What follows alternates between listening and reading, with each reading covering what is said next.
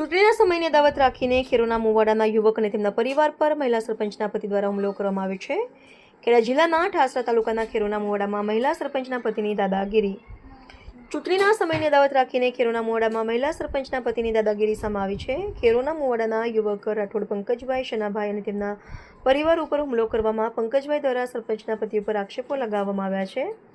પંકજભાઈના જણાવ્યા અનુસાર તેઓ તેમના મિત્ર સાથે ઉદલપુર સપના હોટેલમાં જમવા ગયા હતા. તે સમયે પંકજભાઈને હિતેશભાઈ રાઠોડે ફોન કરી ગમે તેમ ભાષા વાપરીને ધાકધમકીઓ આપી હતી, જેથી કરીને પંકજભાઈ ઘરે દોડી આવ્યા હતા. તે સમયે પોયડા સાંતલી રોડ ઉપર મહિલા સરપંચના પતિ અને તેમના માણસો પંકજભાઈ રોકી ગમે તેમ બોલવા લાગ્યા હતા અને હુમલો કરવામાં આવ્યો હતો. પંકજભાઈ 11 હુમલાખોરો પર ઠાસરા પોલીસ સ્ટેશનમાં ફરિયાદ નોંધાવી છે, જેમાં પ્રવીણભાઈ સુરેશભાઈ રાઠોડ, નિખિલ ભલાભાઈ રાઠોડ, હિતેશભાઈ સુરેશભાઈ રાઠોડ, સુરેશભાઈ કોયાભાઈ રાઠોડ, કોયાભાઈ લાલાભાઈ રાઠોડ, રાહુલભાઈ પર્વતભાઈ રાઠોડ, ગોરાભાઈ ગોરધનભાઈ રાઠોડ, ધર્મેન્દ્રભાઈ રમેશભાઈ રાઠોડ, રાજેશભાઈ ઉદાભાઈ રાઠોડ, ભાવિનભાઈ નટવરભાઈ રાઠોડ અને રાજેન્દ્રભાઈ અર્જુનભાઈ રાઠોડનો સમાવેશ થાય છે. પંકજભાઈ અને તેમના પરિવારે આશા રાખી બેઠા છે કે આવા માથાભારે મહિલા સરપંચના પતિ અને તેમના માણસો પર ઠાસરા પોલીસ સ્ટેશન તેમની સાથે યોગ્ય તપાસ કરી કાયદેસરની કાર્યવાહી કરી તેમને ન્યાય આપવામાં આવે તેવી આશા રાખી બેઠા છે. Kaushik Parmar, the mirror news, Kheda. મારું નામ રાઠોડ કિશનકુમાર અરવિંદભાઈ છે. હું ગઈકાલે એક્ઝામ આપવા ગયો. મને કાંઈ ઝઘડાની બાબતને ખબર નથી, પણ હું ઘરે આવતો હતો ત્યારે ડેપ્યુટી સરપંચે મને રસ્તામાં રોકી અને મને એવું કીધું કે તમે મારું નામ કેમ લખાવ્યું છે. હું તો એક્ઝામ આપવા ગયો, મને કંઈ ખબર નથી કે ફરિયાદમાં મારું કેમ નામ લખાવ્યું છે. હું કીધું મને કંઈ ખબર નથી કે મારું નામ કઢાવી દેજો, જો નહીં કઢાવ્યું તો હું રાતે બધા લઈને આવીને હુમલો કરીશ તમારા પર, એવું કીધું. ડેપ્યુટી સરપંચનું નામ? ડેપ્યુટી સરપંચનું નામ રાજેશસિંહ ઉદયસિંહ નામ છે.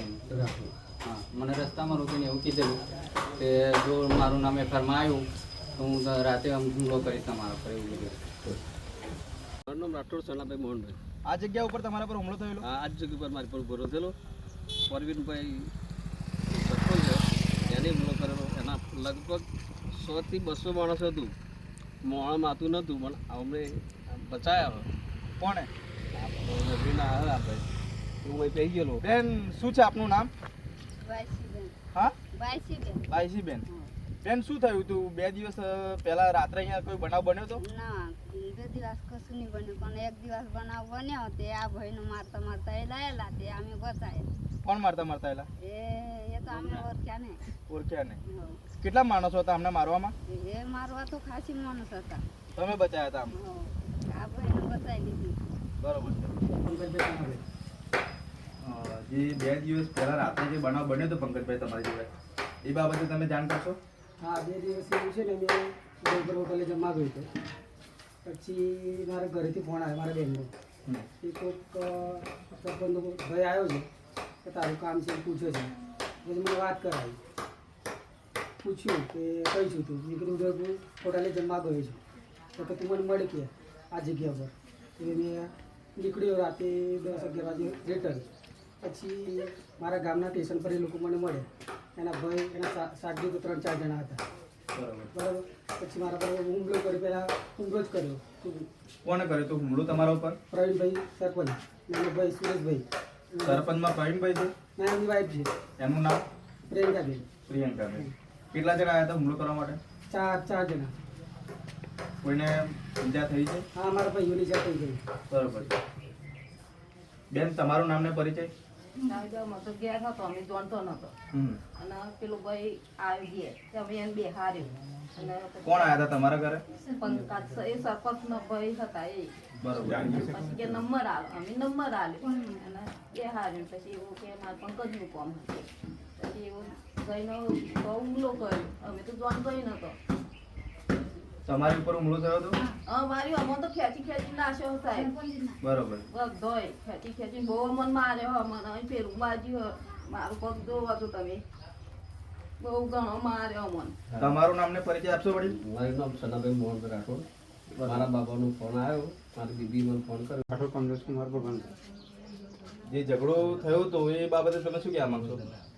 એ પંકજની લડાઈથી મને બોલાવ્યો, મને મારે છે.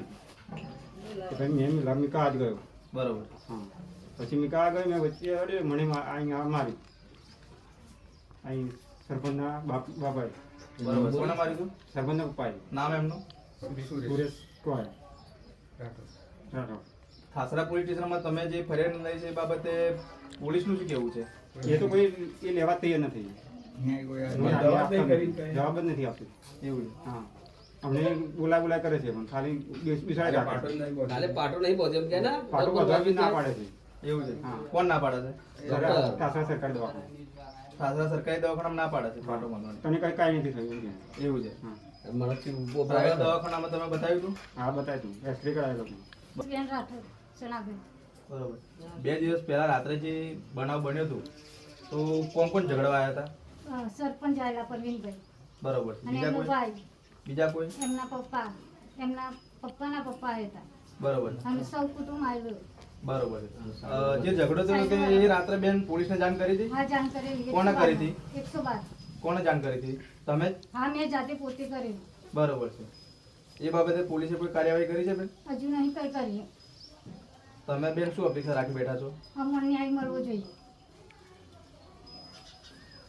પંકજભાઈ, બેને જણાવ્યું કે 112 પર કોલ કરીને પોલીસ ફરિયાદ કરાઈ હતી, તો શું ઠાસરા પોલીસ સ્ટેશનમાં તમને કઈ જાણ કરવામાં આવી છે?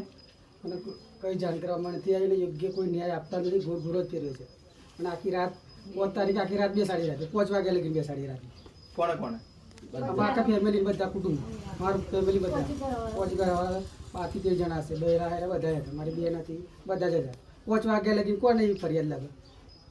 દિવસ આખો દિવસ કોઈ યોગ્ય ન્યાય આપવાની કોઈ આશા જ નથી. એને કંઈક સરપંચને કંઈક ઓળખાણી છે અંદર. જે પંકજભાઈ, સરપંચને તમારા વચ્ચે જે ઝઘડો થવાની શા બાબતથી ઝઘડો થયો હતો? કે એની ચૂંટણીની અદાવત છે.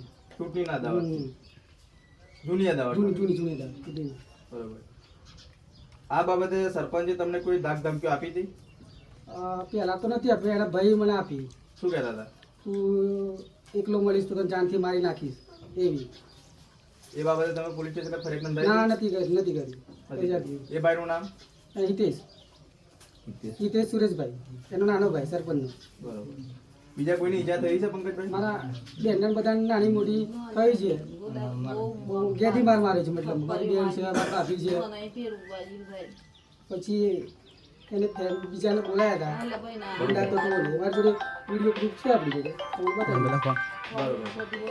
ઝઘડો થયો તો એ બાબતે ગામના લોકો કોઈ તમારી પાસે આવ્યા હતા? ના, અમારા ગામના તો કોઈ નતા આવ્યા, પણ આદિવાસી વસાવટના છે એ લોકો બચાવવા આવ્યા. તમને નમસ્તે મિત્રો, હું છું ચાંદની પરમાર.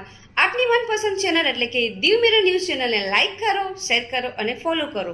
અને હા, તેમાં દરરોજ તાજા સમાચાર જોવાનું ભૂલશો નહીં. નમસ્કાર દર્શક મિત્રો, હું છું પાયલ બામભણિયા. આજના મુખ્ય સમાચાર દેશ વિદેશ ગુજરાત રાજ્યના તાજા બ્રેકિંગ સમાચાર નિહાળો દીવ મિરર ન્યૂઝ ચેનલ પર દરરોજ રેગ્યુલર.